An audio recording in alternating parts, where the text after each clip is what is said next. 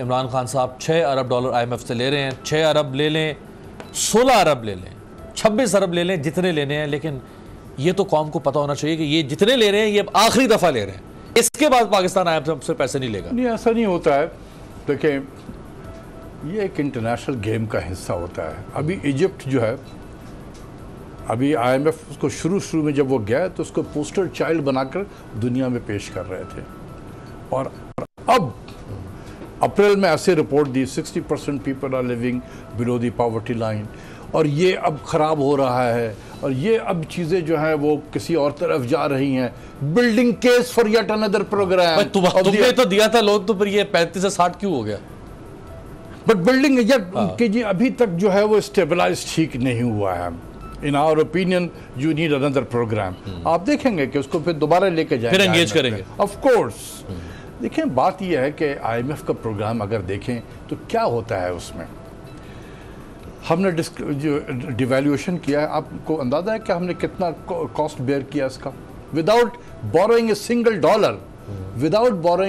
dollar, we added 2,500 billion in our public debt. 2,500 billion, 2.5 trillion. ہم نے پچھلے جون سے لے کر اب تک میں ہم نے پبلک ڈیٹ میں صرف, ابھی پورا مالی سال کا میں بات کر رہا ہوں, اپریل تک کی بات کر رہا ہوں, بلکہ مارچ اپریل کی بات کر رہا ہوں, ہم نے 2,500 ارب جو ہے قرضہ چڑھ گیا اس کی وجہ سے. صرف فورن ڈیٹ میں کو $13 بلین سے زائد کا. میں ابھی ٹوٹل آپ کو بتا دیتا ہوں. تو 2,500 ارب کا قرضہ چڑھ گیا. ٹھیک ہے. ڈسکاؤنٹ ریٹ ہم نے بڑھایا 5.75% thus far. 1140 ارب جو ہے کا انٹرسٹ پیمنٹ بڑھا. ہمارے جو ایڈوائزر ہیں فائنانس کے, حفیظ شیخ صاحب, کہتے ہیں کہ بھئی 2,900 ہم نے تو انٹرسٹ پیمنٹ ہی صرف کرنی ہے, تو کیا ہے ریونیو ہمارے پاس تو بچتا ہی نہیں ہے. تو بھائی اس 2,900 میں 1140 تو آپ کے ڈسکاؤنٹ ریٹ کے بڑھنے کی وجہ سے ہوا ہے. اس ڈسکاؤنٹ ریٹ سے کیا کر رہے تھے آپ؟ انٹرسٹ ریٹ کو کم کر رہے تھے, جس کا کوئی لنکیج نہیں ہے. Interest rate is a demand side instrument. Inflation in Pakistan is major through supply side. تو رانگ انسٹرومنٹ ہم یوز کر کے 1140 ارب کا ہم نے انٹرسٹ پیمنٹ بڑھا دیا. ان دونوں کو اگر ایڈ کر دیں 3600 ارب بنتے ہیں. آج کے ایکسچینج ریٹ کے مطابق ہم نے $23 بلین کا کاسٹ انکر کیا.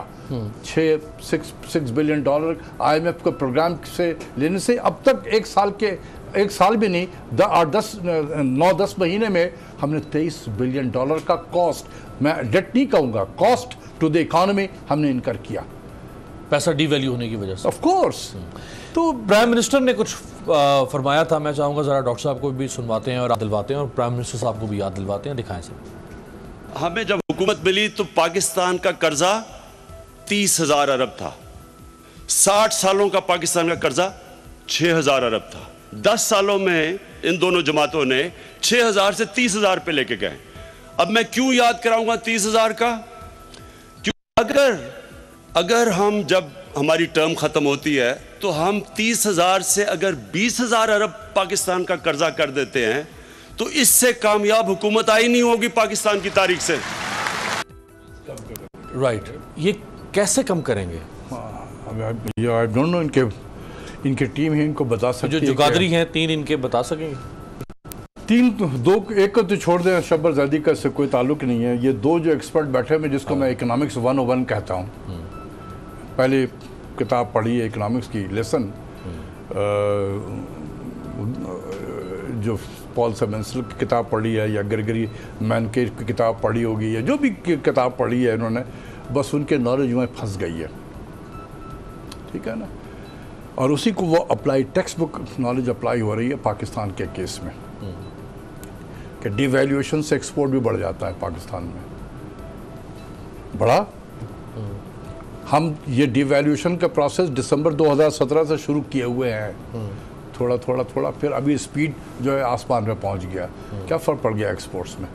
کم ہو گیا. اس لیے کہ نہیں ہوتا ہے اس کا. جب آپ ڈی ویلیو کریں گے نا, all imported raw material cost will go up. تو وہ تو آپ کے کاسٹ آف پروڈکشن کو بڑھائے گا. تو how can you compete in international market? کیونکہ سارا کاسٹ آف پروڈکشن آپ کا بڑھ گیا. دوسری چیز یہ ہے کہ جو آپ کا امپورٹر ہے نا وہ آپ کو کال کرتا ہے کہ جی آپ ذرا یونٹ ویلیو اپنا کم کر دیں، یعنی پرائس آف یور پروڈکٹ اس کو کم کریں، مطلب یہ ہے کہ بینیفٹ مجھے بھی پاس آن کریں ڈی ویلیویشن کا۔